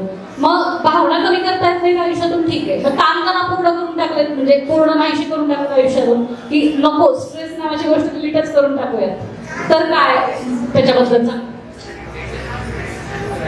जसं आपण मगाशी म्हणालो की आपल्यालाच मेंदू आहे, मेंदूमध्ये अशी सिस्टीम आहे की जिथं ह्या सगळ्या गोष्टी घडत असतात, तर ते आपण नाकारू शकत नाही. म्हणजे माणूस म्हणून आपल्या सगळ्यांना ताण येणारे, टेन्शन येणारे, प्रत्येक म्हणजे रोजच्या प्रत्येक गोष्टीमध्ये ताण हा असतोच, आणि त्याच्या दोन्ही बाजू आपण समजून घ्यायला पाहिजे. कधी कधी ताण येणं चांगलं पण असतं की त्याच्यामुळे आपण प्रगती करतो. म्हणजे आम्ही नेहमी जेव्हा कार्यक्रम वगैरे घेतो तर बरेच वेळा असं लक्षात येतं की लोकांना असं वाटतं की ताण खूप वाईट आहे, ताण नाही आला पाहिजे. पण ताण जर आपण नाही घेतला छोट्या छोट्या गोष्टींचा, म्हणजे मुलांना आम्ही हे नेहमी उदाहरण देतो की परीक्षा जवळ आली आणि त्याचं टेन्शन अजिबात घेतलं नाही, रिलॅक्स राहिलं, अभ्यासच केला नाही, तर पुढे जाऊन परीक्षेत त्याचा रिझल्ट दिसू शकतो. त्यामुळं थोडासा तरी ताण आपल्या मनावर येणं खूप गरजेचं आहे की ज्याच्यामुळे आपण काही गोष्टी चांगल्या करू शकतो. पण त्याच्या दुसरी बाजू पण आहे की आपण ताण इतका पण घ्यायला नाही पाहिजे की त्याचा परिणाम आपल्या दैनंदिन रुटीनवर होईल. आपण म्हणजे मुलांचं उदाहरण घेतलं तर अभ्यासात इतकं टेन्शन घेतलंय की परीक्षा जवळ आली म्हणून एवढं टेन्शन यायला लागलं की अभ्यासच होत नाहीये, अभ्यासात लक्ष लागत नाही, कॉन्सन्ट्रेट करू शकत नाहीये, त्या टेन्शन खालीच सगळा वेळ जातोय. तर इतका ताण पण आपल्याला आवश्यक नाही. त्यामुळं असं म्हटलं जातं की थोडासा ताण हा आपल्या सगळ्यांसाठी खूप उपयुक्त आहे, आणि तो आला पण पाहिजे तर आपण पुढे जाऊन काही गोष्टी करणार आहे. पण जास्त ताण आला, टेन्शन आलं तर ते हाताळायला पण आपण शिकायला पाहिजे. म्हणजे मुलांनी किंवा पालकांनी पण हे बोलून दाखवायला पाहिजे की ज्या वेळेस कुठल्या गोष्टीचा ताण येतो किंवा टेन्शन येतं, मुलांना पण परीक्षा जवळ आल्यानंतर टेन्शन असतं आणि पालकांना पण असतं की मुलं व्यवस्थित करतायत की नाही, तर ते जे ताण येतो तो एकमेकांशी बोलला पाहिजे की कशामुळं हा ताण येतोय. आणि मग जर खूप प्रमाणात येत असेल ताण तर त्याच्यासाठी काउन्सिलिंग घ्यायला पाहिजे, मदत घ्यायला पाहिजे. जर खूप ताण यायला लागला आणि त्याच्यामुळं अजिबात अभ्यासात लक्ष लागत नाहीये किंवा घरात पालकांची पण चिडचिड व्हायला लागली, राग येतोय, सारखी भांडणं होत आहेत मुलांच्या बरोबर, संवाद घडत नाहीये, तर अशा वेळी मग पुढे जाऊन मदत घेणं, त्याच्याविषयी बोलणं हे खूप गरजेचं आहे. कारण ताण आपण टाळू शकत नाही, ते आपल्या जीवनाचा अविभाज्य घटक आहे. म्हणजे भावना असो तर ताण असो, त्याचं तुम्ही समायोजन कसं करता त्याच्यासोबत आणि पुढे कसं जाता त्याच्याकडे बघत, हे जास्त महत्वाचं आहे. हे जे आपल्या संवादातून पालकांपर्यंत आणि विद्यार्थ्यांपर्यंत पोहोचत असेल. परत मगाशी पालकांच्या दृष्टीने थोडं बोलतो आहोत, पण म्हणजे पालकांच्या बाजूने मला एक असा प्रश्न विचारायचा वाटतं की आता मोबाईल पासून मुलांना पूर्ण परावृत्त करणं पण नाही करू शकत. म्हणजे जी काही आसपासची परिस्थिती आहे की आपण त्याच्यामध्ये 100% वॉच ठेवला आहे आणि सगळं छानच चालू आहे असं नाही करू शकत. मग अशा वेळेला मुलांकडूनच असं व्हायला हवं की शिस्त, संयम आणि स्वातंत्र्य, म्हणजे आपण ते स्वैराचार आणि स्वातंत्र्य हे जे म्हणतो याच्यामधलं समतोल सांभाळता यायला पाहिजे. तर यासाठी मुलांना तुम्ही काय सांगू इच्छिता? म्हणजे संयम यायला हवा, शिस्त यायला हवी आणि स्वातंत्र्य पण हवं आहे असा जो काही भाग आहे. तर स्वातंत्र्य हे सगळ्यांनाच आवडत असतं, पण स्वातंत्र्य म्हणजे काय हे नक्कीच लक्षात येत नाही. आणि आता हा मुलांसाठी जर सांगायचं आहे तर मुलांना स्वतःला ह्या आता मुलं ज्या वयात आहेत त्या वयात इतके ताणतणाव आहेत, इतका प्रेशर आहे अभ्यासाचं आणि ह्याचं, त्यामुळे स्वातंत्र्य काय ह्याचा अर्थ न समजत नाही आणि मग ते स्वातंत्र्य तर हवं असतं. मग मला मोबाईल हवाय, मग मला मिळत नाहीये म्हणजे मला बंधन येतंय, मला अभ्यास करावा लागतोय, मग मला नको असं वाटतंय, हे वाटणं स्वाभाविक आहे. त्यामुळे पहिल्यांदा आपण स्वातंत्र्याचा अर्थ समजून घेतला पाहिजे. स्वातंत्र्य म्हणजे की स्वतःच्या वागण्यावर स्वतःचं नियंत्रण असणं म्हणजे स्वातंत्र्य आहे. आता स्वतःच्या वागण्यावर स्वतःचं नियंत्रण म्हणजे स्वातंत्र्य असं जर आपण म्हटलं तर मला मोबाईल खेळायला आवडतो आणि मला स्वातंत्र्य आहे त्यामुळे मी त्याचा वापर करू शकतो, तर त्याचा असा अर्थ नाही. तुला जर ते स्वातंत्र्य दिलेलं आहे तर त्या स्वातंत्र्याचा तू कसा उपयोग करायचा हे पण आपल्याला मुलांना सांगणं खूप गरजेचं आहे. तुला स्वातंत्र्य दिलं ह्याचा अर्थ तू त्याचा स्वैराचार करता उपयोगाचा नाहीये. तर या ठिकाणी मला एक गोष्ट अशी सांगावीशी वाटते की कदाचित तुम्ही काही पालकांनी ऐकली पण असेल की एका गावामध्ये एक सर्वसामान्य व्यक्ती असतात आणि त्यांचं वय झालेलं असतं. त्यामुळे त्यांना असं वाटतं की माझी आता जी काही प्रॉपर्टी आहे ती आता मुलांच्या नावावर करून द्यायची आहे. पण आता काय करावं, माझी जी काही प्रॉपर्टी आहे ती सांभाळण्यासाठी माझे मुलं आहेत का योग्य त्याचे, ते कसं बघायचं. यासाठी ते वडील काय करतात, तिन्ही मुलांना बोलवतात आणि तुम्हाला मी 1 दिवस देतो आणि तुम्हाला मी एवढी एक रक्कम देतो, ह्या रकमेत तुम्ही 1 दिवसाभरामध्ये ह्याचा योग्य तुम्ही वापर करायचा आहे असं त्या मुलांना सांगितलं जातं. आता प्रत्येकाला असं वाटतं की आता आपल्याला वडिलांनी काहीतरी संधी दिलेली आहे, आपण त्याचं काहीतरी करावं अशी त्यांची इच्छा असते. त्यामुळे ते प्रयत्न करतात. त्याचा पहिला मोठा जो असतो की तो म्हणतो ठीक आहे आता मला पहिल्यांदा पैसे जर मिळालेत ना, मग पहिल्यांदा मी काहीतरी खाऊन घेतो आणि तो छान पैकी मिळायला निम्म्या पैशांचा काहीतरी खातो आणि खाल्ल्यानंतर झोपेपर्यंत आरामात तो झोपून जातो. दुसरा जो मुलगा असतो थोडा असं वाटतं काय करावं, वडिलांना काहीतरी खूप मोठं करून दाखवायचं म्हणून तो जातो आणि काहीतरी त्याला असं काहीतरी रस्त्यात दिसतं, खूप काहीतरी अशा गाड्या निघालेल्या असतात आणि त्या गाड्यांमध्ये खूप गवत भरलेलं असतं. मग तो म्हणतो की हा आता हे गवत घेऊन आपण जाऊ आणि ते वडिलांना दाखवावं की ह्या पैशाचा मी असा उपयोग केला. त्यामुळे सगळं गवत तो घेऊन येतो आणि आपल्या वडिलांच्या वर आणून ठेवतो. तिसरा जो मुलगा असतो तो ते पैसे घेतो, थोडा विचार करतो, त्याच्यामध्ये त्याला ज्या काय हव्या त्या गोष्टी घेतो, उरलेल्या काही पैशांमध्ये तो कुटुंबातल्या काही लोकांसाठी गोष्टी खरेदी करतो आणि उरलेले पैसे आहेत तो तसे शिल्लक ठेवतो. ह्याच्यावरून वडिलांना अंदाज येतो की जो 3 नंबरचा मुलगा आहे तो स्वतःसाठी, इतरांसाठी आणि पुढच्या आपल्या भवितव्याचे विचार करणारा हा मुलगा दिसतोय. त्यामुळे ती प्रॉपर्टी आपण त्याच्या नावावर करावी असं त्यांच्या मनात येतं. त्यामुळं ह्याच्यावर आपण एक लक्षात घेऊ शकतो की जर स्वातंत्र्य 3 मुलांना मिळालेलं होतं, पैसे पण तेवढेच होते, संधी पण तेवढीच होती, वेळ पण तेवढाच होता, पण 3 मुलांनी वेगवेगळ्या प्रकारे स्वातंत्र्याचा उपभोग घेतला आणि स्वतःला सिद्ध केलं, त्याचे स्किल वाढवले आणि त्यांना ते कळलं की आपण काय करायचं आहे. पहिले जे 2 होते त्यांना ते लक्षात नाही आलं आणि तिसरा जो आहे त्याच्या लक्षात आलं. तसंच आहे मुलांमध्ये सुद्धा की आपल्याला जर समजा स्वातंत्र्य हवं आहे, स्वातंत्र्याची जबाबदारी पण आपल्याला घेता यायला पाहिजे आणि ज्या वेळेला आपण ही जबाबदारी घेतो ती जबाबदारी पेलणं पण तितकंच महत्वाचं आहे. म्हणजे जर मला स्वातंत्र्य हवं आहे आणि मला माझ्या मनासारखं वागायचं आहे तर मी जे काय कृती करतोय किंवा मी जे काय वागतोय ते सारासार विवेक करण्या इतपत आपण मोठे आहोत का किंवा तेवढा विचार आपण करू शकतोय का. ते मला जे स्वातंत्र्य मिळालेलं आहे त्याच्यामध्ये मी माझा स्वतःचा आणि इतरांचा विचार करू शकतो का. तसं नाही होत. कारण आत्ता मुलं ज्या वयात आहेत त्या वयामध्ये जसं रुपयाने सांगितलं की 18 वयापर्यंत आपला प्रीफ्रंटल लोब जो आहे तो डेव्हलप झालेला नसतो आणि ज्या काही भावना आहेत, बेसिक भावना ज्या सांगितल्या त्या फक्त निओकॉर्टेक्स मध्येच असतात, रेप्टाइल ब्रेन मध्ये असतात आणि दुसऱ्याचा विचार करणं, दुसऱ्याचा विचार करताना दुसऱ्याच्या भूमिकेत जाऊन बघणं, ह्या सगळ्या गोष्टी म्हणजे त्याला आपण एम्पॅथी असं म्हणतो, ते 18 वयाच्या आत आपल्याला येणं फार अवघड गोष्ट आहे, ते शिकणं फार अवघड गोष्ट आहे. मग ज्या वेळेला ही गोष्ट आपल्याकडे येते त्याच वेळी आपल्याला स्वातंत्र्याचा अर्थ कळतो. जसं मी एक व्यक्ती आहे, मला स्वातंत्र्य आहे, तसं समोरची पण एक व्यक्ती आहे, तिलाही स्वातंत्र्य आहे, तिलाही जगण्याचा अधिकार आहे. हे समजण्याचं हे वय नसतं. त्यामुळे मुलांना स्वातंत्र्य देताना आई वडिलांनी काही ठराविक मर्यादा पाळणं खूप महत्वाचं आहे.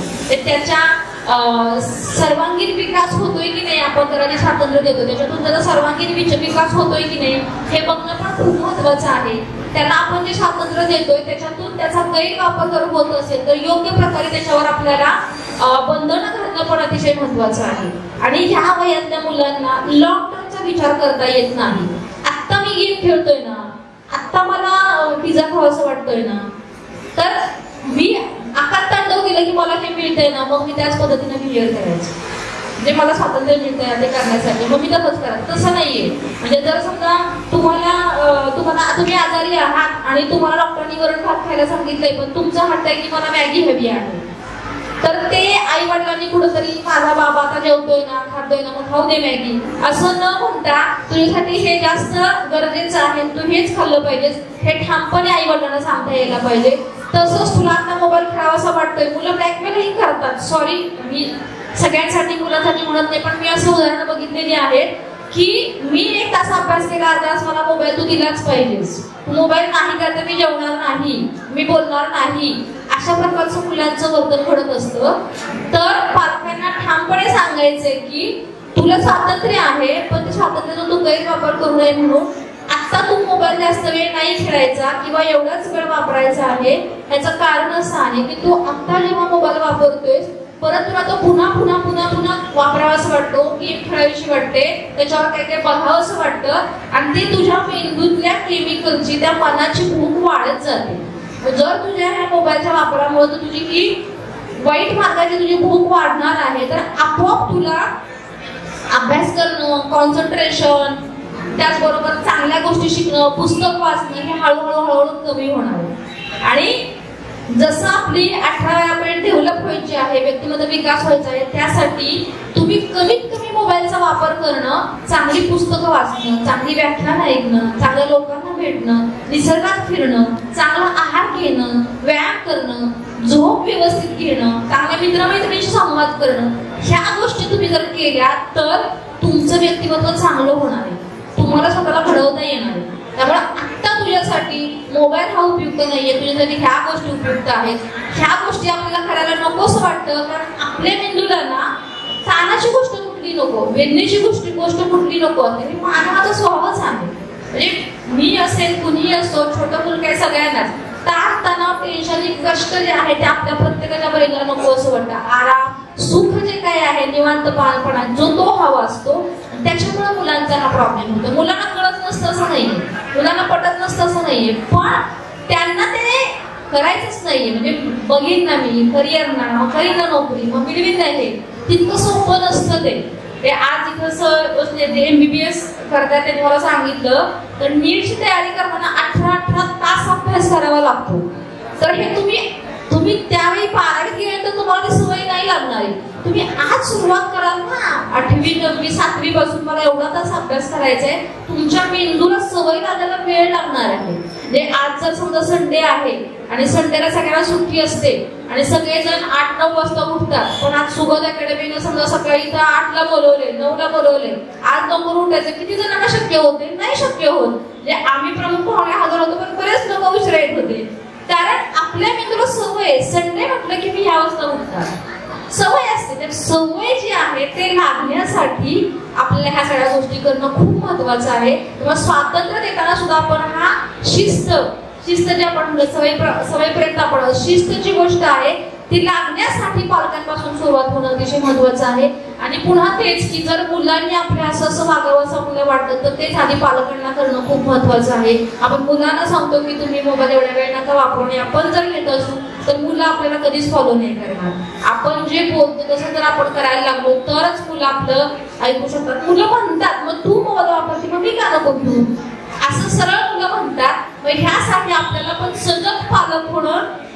महत्वाचं आहे. स्वातंत्र्य प्रत्येकाला हवं असतं, पण ते स्वातंत्र्याबरोबर जबाबदारी पण घेता येणं, ती देता येणं अतिशय महत्वाचं आहे.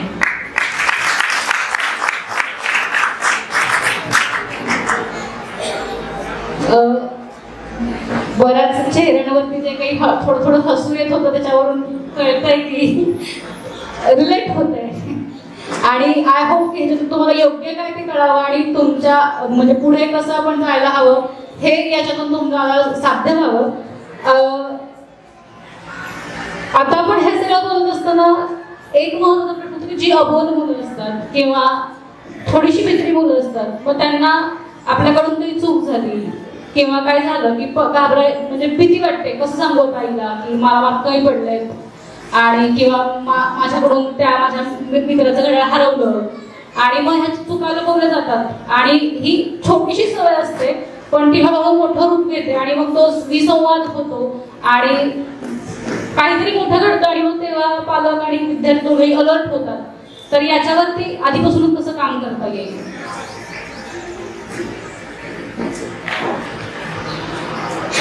आपल्याकडनं काहीतरी चूक होती आणि हे पालकांशी बऱ्याचदा बोललं जात नाही किंवा पालकांना ते सांगितलं जात नाही, तर ह्याचं अशी तक्रार किती पालकांना असं वाटतं की आमची मुलं आमच्याशी ह्या गोष्टी बोलत नाहीत. मोकळेपणानं हात वर करा. चांगले सांगते इथे सगळे मुलं बोलतात खरं पालकांशी असं मला तरी वाटतंय. कुणी हात वर केलेला नाहीये, ही चांगली गोष्ट आहे मला असं वाटतं. पण तरी मी ह्या प्रश्नाचं उत्तर देते की मुलं आपल्याशी मोकळेपणानं बोलत नसतील किंवा आपली झालेली चूक सांगत नसतील किंवा लपवत असतील, तर ह्याचं एक कारण महत्वाचं म्हणजे की आधीचा अनुभव काय होता. म्हणजे जर माझ्याकडनं काही चूक झाली ह्याच्या आधी होती तर मला काय ट्रीटमेंट मिळाली होती, माझ्याशी कसं वर्तन झालेलं होतं कुटुंबातलं. कारण सगळ्यात पहिली महत्वाची व्यक्ती असते ती आई आणि वडील. माझ्याकडून काही चूक झाली तर मला कशा प्रकारे त्यांनी ट्रीट केलेलं आहे. ठीक आहे, काही हरकत नाही, झाली ना चूक, बघूया आपण, मी आहे तुझ्या बरोबर, असं वाक्य आलेलं होतं का, तुला एवढं कळत नाही का, असं कसं वागलास तू, अशी कशी वागलीस तू, असं कसं करू शकतोस तू, हे वाक्य आलेलं होते. ह्याच्यावरून ठरणार की ते मूल तुमच्याशी मोकळेपणानं बोलणार आहे किंवा नाही बोलणार आहे. म्हणजे जर चूक ही मुलाकडनं पण होऊ शकते, आपण माणूस आहोत ना, त्यामुळे चूक ही आपल्याकडनं होऊ शकते.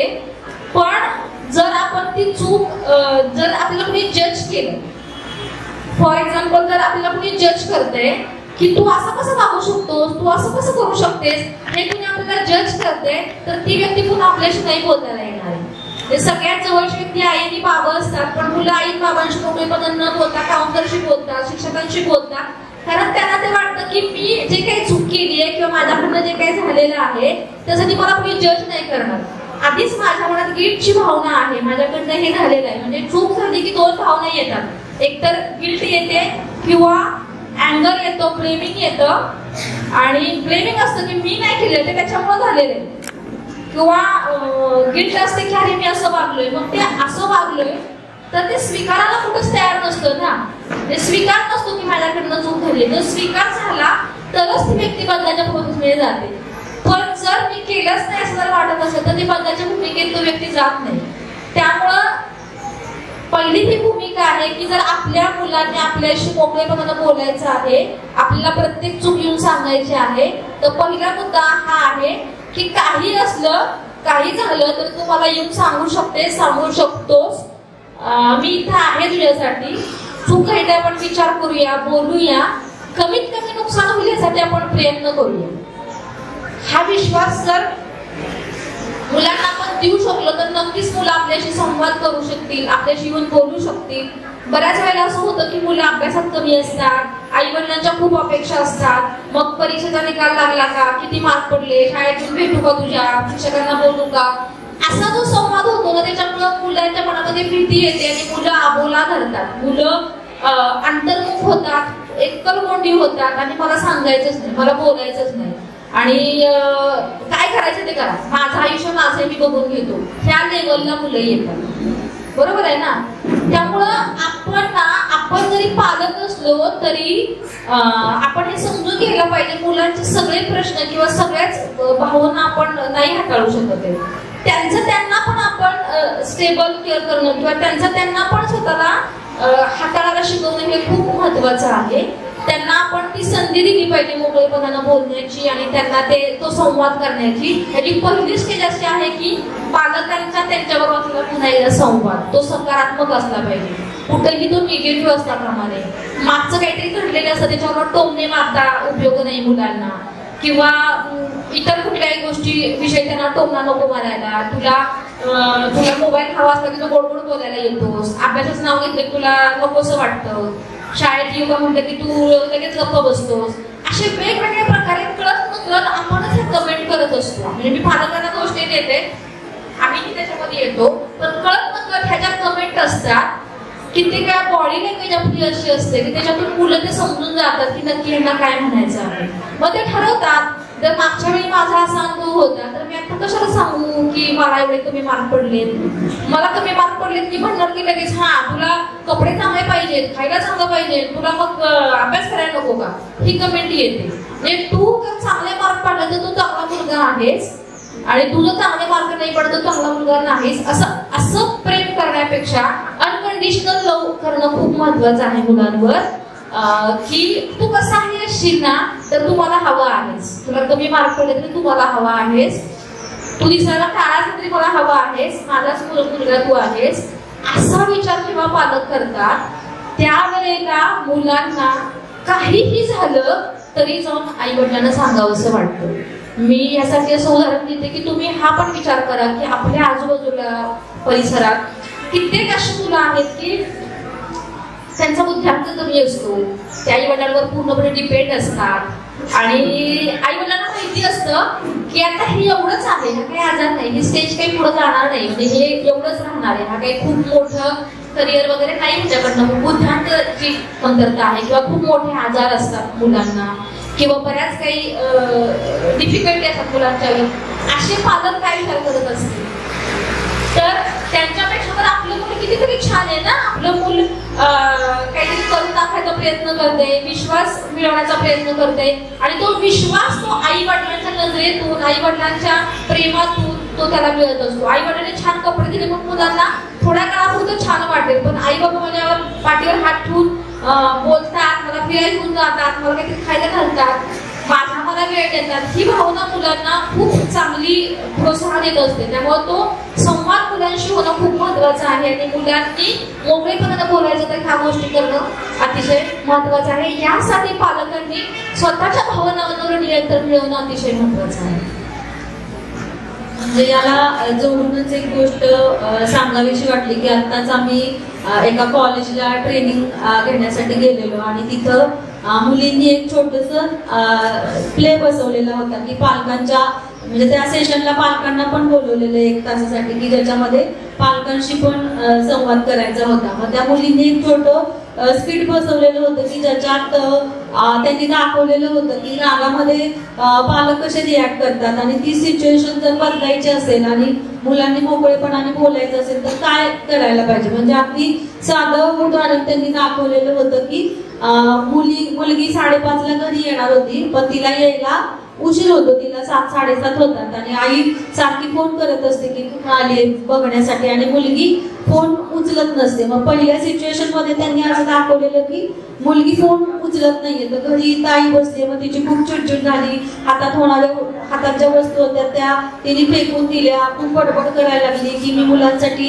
इतकं कष्ट करते, सकाळपासून राबते, यांचं खाण्याचं बघते, सगळं बघते, तरी ह्यांना का कळत नाही वेळेवर यायचं, निदान सांगायचं तरी उशीर होणार आहे आणि खूप असं राग चिडचिड सगळं दाखवलंय. मग ती जेव्हा मुलगी घरात येते तेव्हा तिच्यावरती पण आल्या एकदम ओरडून बोलणं, तिला खूप काही सांगणं, म्हणजे कळत नाही का, अक्कल नाही का, इतका वेळ झाला, स्वातंत्र्य दिलंय याचा अर्थ तुम्ही गैरफायदा घेणार का, कुठं गेलेलीस इतका वेळ, असं सगळं खूप बोललेलं दाखवलं. आणि मग मुलगी पण पुढं व्यक्त होत नाही, ती तिथंच आईवर चिडते की तुझं नेहमीच असं असतं, तू मलाच बोलते आणि ती निघून जाते म्हणजे दुसऱ्या रूम मध्ये तिच्या आणि मग त्यांचा पुढं काहीच संवाद होत नाही, संध्याकाळचं जेवण होत नाही. मग ही सिच्युएशन बदलून त्यांनी असं दाखवलं की दुसरी जी आई आहे ती मुलीची वाट बघत असते आणि मुलीला फोन करते, ती उचलत नाही, तर ती असा विचार करते की ती गाडीमध्ये असेल, तिच्या पर्समध्ये फोन असेल, त्यामुळं तिला उचलता येत नाहीये, काहीतरी काम लागलं असेल म्हणून तिला वेळ झालाय. आणि मग ती यायच्या अगोदर तिच्या आवडीचं तिनं जेवण बनवलेलं दाखवलंय आणि जेव्हा मुलगी घरात येते तेव्हा ती तिला विचारते की तुला वेळ झाला, तुला खूप काम लागलं असेल, काहीतरी गडबडीत असेल त्याच्यामुळे तू फोन केला नाहीस, चल आता आपण दोघी मिळून ते तुझ्या आवडीचं जेवण बनवलंय, आपण दोघी मिळून जेवूया. मग असं बोलल्यानंतर ती मुलगी आईला मिठी मारते आणि म्हणते की सॉरी आई, मला यायला उशीर झाला, या गोष्टी झाल्या, पण तू माझी खूप काळजी करते. म्हणजे त्या दोघींचा संवाद पुढे जातो. जेव्हा आपण रागात असतो तेव्हा आपल्या पण तोंडून असे काही शब्द जातात की ज्याच्यामुळं मुलांशी नातं तयार होऊ शकत नाही. तर कधीही अशी सिच्युएशन आली तर आपण थोडासा विचार केला पाहिजे आणि नंतर रिॲक्ट झालं पाहिजे. आपण आधी रिॲक्ट झालं तर पुढं काहीच संवाद घडत नाही. म्हणून आपण त्या परिस्थितीला कसं तोंड देतोय, त्यावेळेस आपण काय उत्तर देतो त्याच्यावरती नातं खूप अवलंबून असतं पालक आणि विद्यार्थ्यांना. याच्यानंतर नक्कीच पालकांच्या मध्ये प्रश्न निर्माण झाला असेल की मग ठीक आहे, आम्ही एवढं सगळं चांगलं वागतोय, मग ह्याच्यात मुलांची जबाबदारी काय, त्यांनी काय वागावं आणि कसं वागावं. तर मुलांना तुम्ही काय सांगाल या सगळ्याबाबत? मुलांना हेच सांगणे म्हणजे तिथं पण आम्ही जेव्हा विचारलं तेव्हा मुलांना पण तो प्ले बघितल्यानंतर असं वाटलं की आपण पण चुकतो, म्हणजे आपण पण काही गोष्टींची जबाबदारी घ्यायला पाहिजे. आणि आई वडील ज्या काही गोष्टी करत असतात ते काळजीपोटीच करत असतात. म्हणजे त्यांना मुलांची काळजी असते, आपलं मूल चांगल्या स्थितीत राहावं, त्यांनी कुठेतरी चांगलं काम करावं, चांगल्या हुद्द्यावर जावं किंवा पुढं आपल्या आयुष्यात ज्या अडचणी आल्या त्या मुलांच्या आयुष्यात येऊ नये म्हणून पालक सतत प्रयत्न करत असतात. तर मुलांनी त्यांची ही पण बाजू समजून घ्यायला पाहिजे की जे काही आई वडील सांगतात ते आपल्या भल्यासाठी आहे, त्याच्यामुळं आपलं काही नुकसान होणार नाहीये. त्यांनी जे काही इतके वर्ष आयुष्य जगलेलं आहे त्या अनुभवातून त्यांना जे काही कटू प्रसंग आले किंवा चांगले प्रसंग त्यांच्या वाट्याला आले त्याच्यातनं ते सगळं बोलतायत. आणि जर आपल्याला आवडत नाही आई वडील जे काही बोलतात तर त्याच्याविषयी संवाद साधला पाहिजे की तुम्ही असं नाही, असं बोला, हे योग्य नाहीये, तुम्ही मला असं सांगा. किंवा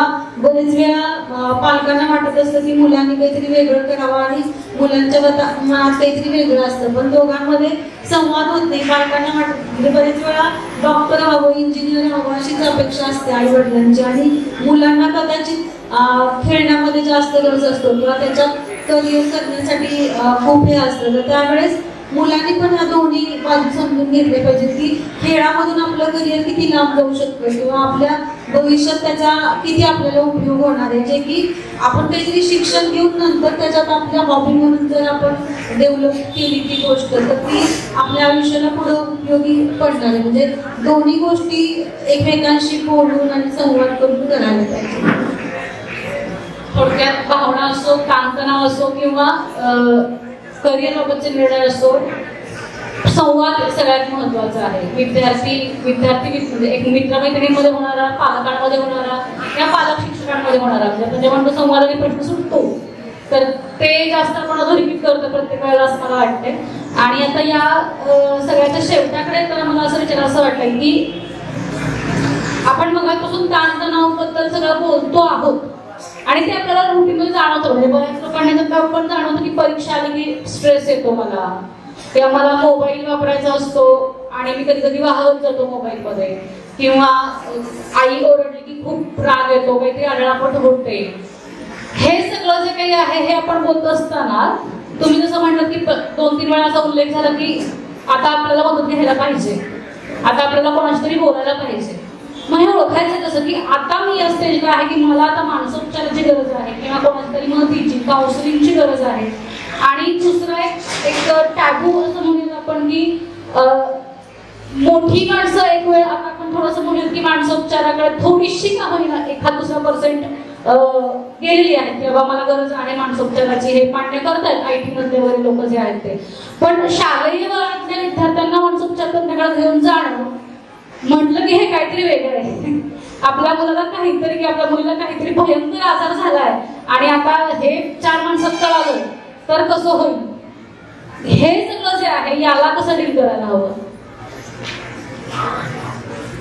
खूप चांगला प्रश्न आहे आणि सध्याची खूप गरज आहे की जर समजा आपल्याला आता मदतीची गरज आहे तर ते ओळखायचं कसं आणि जर मदत घ्यावी लागली तर लोकांना कळलं काय होईल. म्हणजे मला किंवा माझ्या मुलाला मनोविकार तज्ञांकडे किंवा काउन्सिलला घेऊन जायचं तर मग काय म्हणतील लोक.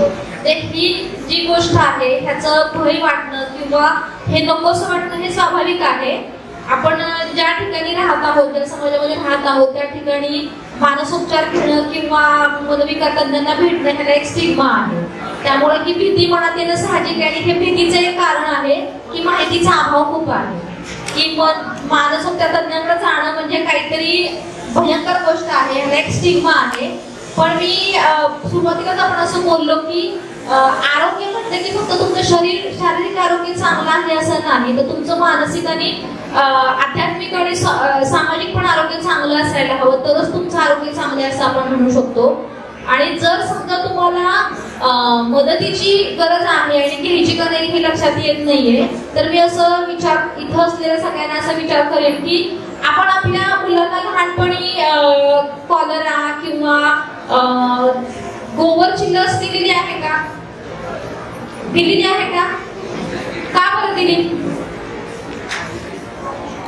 बरोबर आहे ना. तो एक ती लस आपण ह्यासाठी देतो की तो आजार आपल्या मुलांना होऊ नये. कोरोनामध्ये सगळ्यांनी ती लस घेतलेली आहे.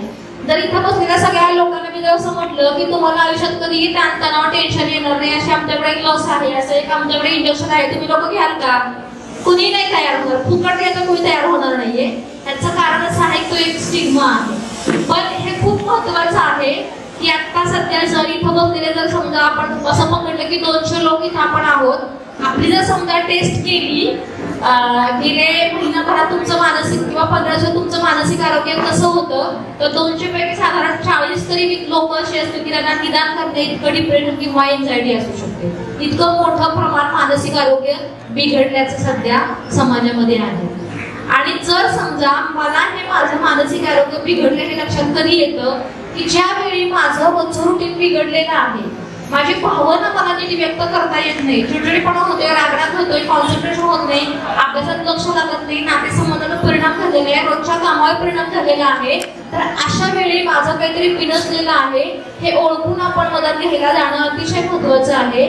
जर तुम्ही नाही गेला, मुलाच्या बाबतीत मी सांगते की जर तुम्ही नाही गेला तर 100% तुम्हाला पुढे जाऊन मेडिसिन घेण्याची गरज लागणार आहे. मानसोपचार तज्ञांकडे जाणं ही वाईट गोष्ट नाहीये, तर ही पॉझिटिव्ह गोष्ट आहे. आजारी पडल्यानंतर डॉक्टरांकडे जाण्या अगोदर आजारी पडू नये ह्यासाठी मी काय करू शकेन. जसं तुम्ही लसीकरण मुलांना देता तेव्हा तरी पण होतच की मुलांना गोवर होतच की मुलांना, तसंच जर माझ्या मुलामध्ये मला असं काहीतरी वाटतंय की काहीतरी बिनसलेलं आहे, चांगला असलेला मुलगा आज मला कुठेतरी थोडा डिस्टर्ब वाटतोय, तर त्यावेळी तुम्ही तज्ञांची मदत घेणं कधीही योग्य ठरतं.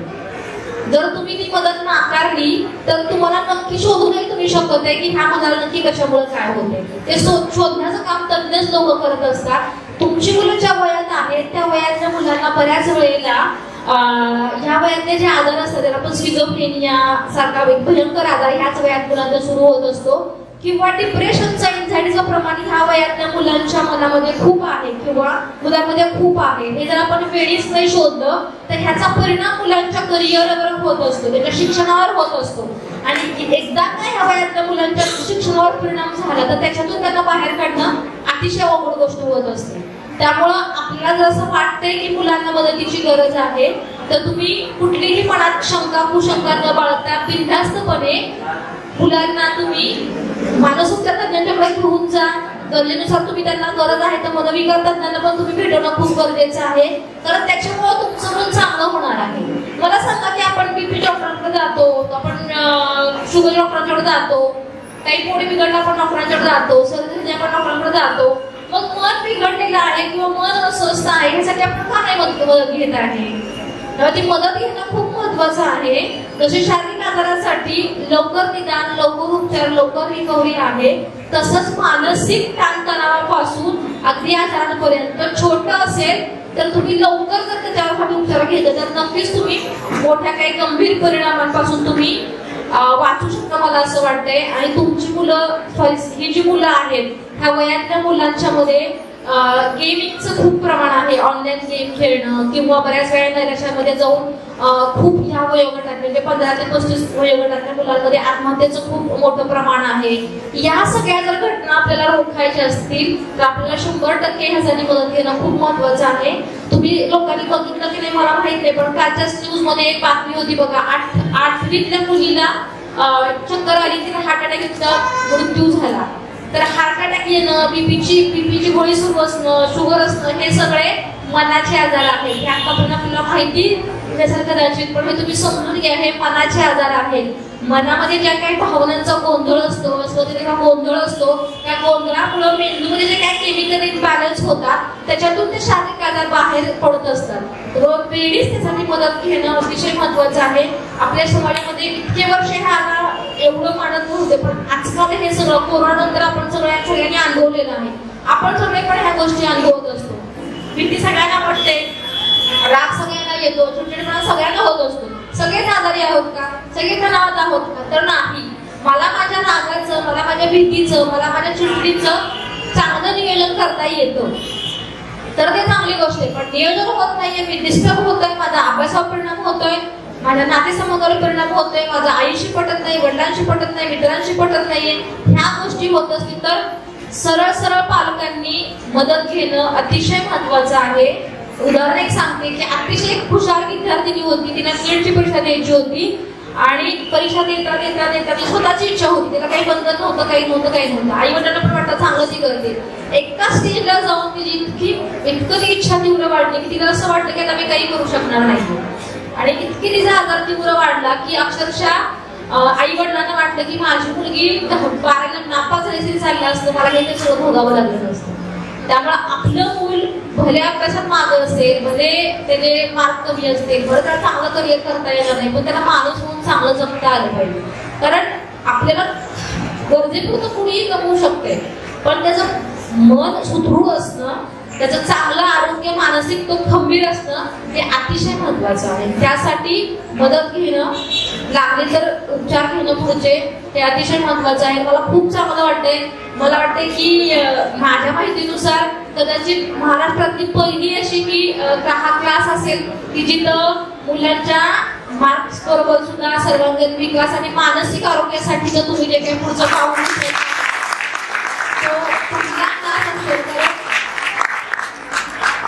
कारण पालक मुलांना क्लासमध्ये मार्क वाढवण्यासाठी पाठवत असतात, पण माझ्या मुलाचं मानसिक आरोग्य पण चांगलं व्हावं, तो सक्षम व्हावा, तो एकमेव क्लास असा आहे मला असं वाटतं. त्यासाठी सुगत सर आणि सोनम मॅडम खूप ह्यासाठी त्यांना शुभेच्छा आहेत. एवढं मी सांगायचे.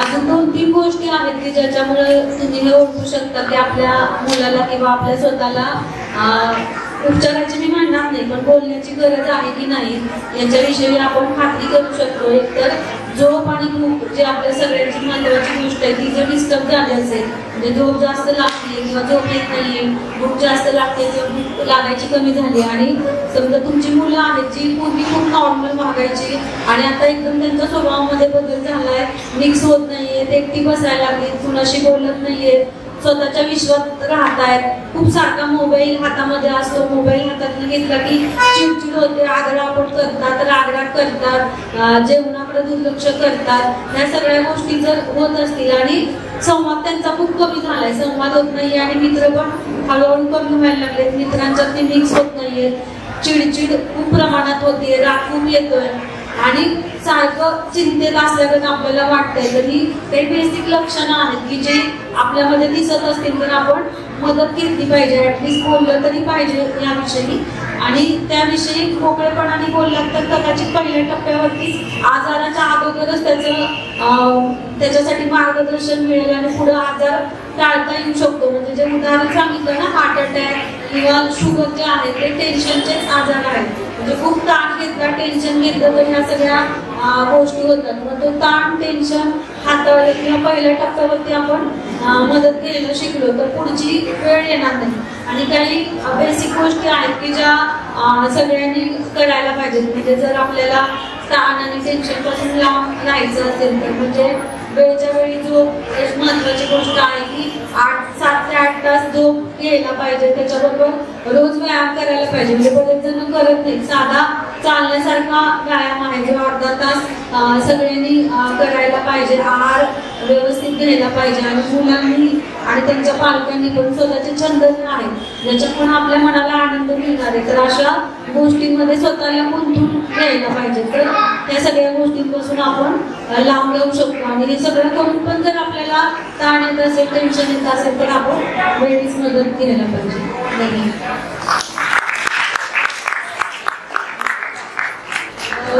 आमच्या बाजूने आम्हाला ते वाटते की हे असू शकतं विद्यार्थ्यांच्या पालकांच्या मनात विचारण्याचा आम्ही प्रयत्न केलाय पण तरीही 1-2 प्रश्न आपण घेऊ शकतो पालक आणि विद्यार्थ्यांमधून जर कोणाला विचारायचे असतील तरी प्रश्न करू.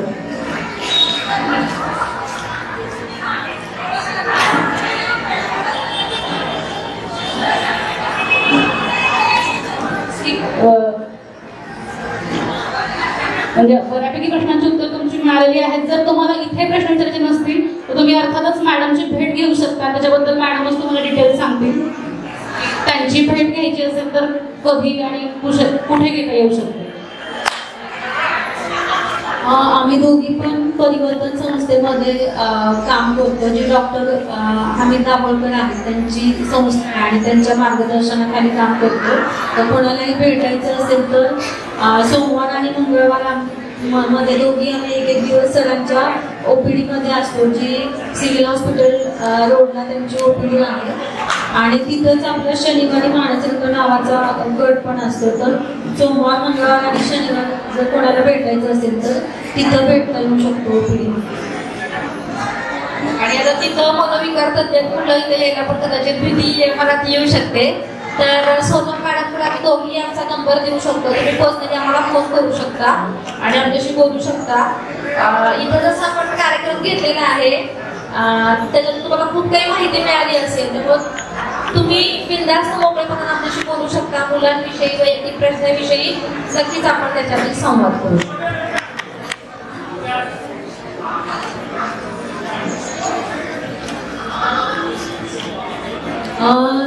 एक छोटंसं हे होतं की परिवर्तन संस्थेने एक ॲप डेव्हलप केलेलं आहे ज्या ॲपमध्ये तुम्हाला सगळी माहिती मिळू शकते. म्हणजे बरेच वेळा आता आम्ही बोलताना कदाचित सगळी माहिती सांगितली गेली नाही किंवा गडबडीच्या ह्याच्यात काही मुद्दे राहतात किंवा तुमच्याकडनं पण काही गोष्टी विचारल्या गेल्या नाहीत. तर मायका नावाचं एक ॲप आहे MYCA जे आपण प्ले स्टोअर मध्ये जाऊन डाउनलोड करू शकतो. हे फ्री ॲप आहे आणि हे भारतातलं पहिलं ॲप आहे जे मेंटल हेल्थच्या विषयी तयार केलेलं आहे आणि ते मराठीमधून म्हणजे त्याच्यात तुम्हाला सगळी माहिती मराठीमधून मिळणार आहे. त्या ॲपमध्ये तुम्ही स्वतःची टेस्ट पण करू शकता. आपण जे आता सांगितलं ना की मन आजारी पडलंय का किंवा आपल्याला होणारा त्रास कुठल्या लेवलपर्यंत गेलाय हे जर ओळखायचं असेल तर इथं सेल्फ असेसमेंट टेस्ट आहे जिथं तुम्ही जाऊन स्वतःची तपासणी करू शकता.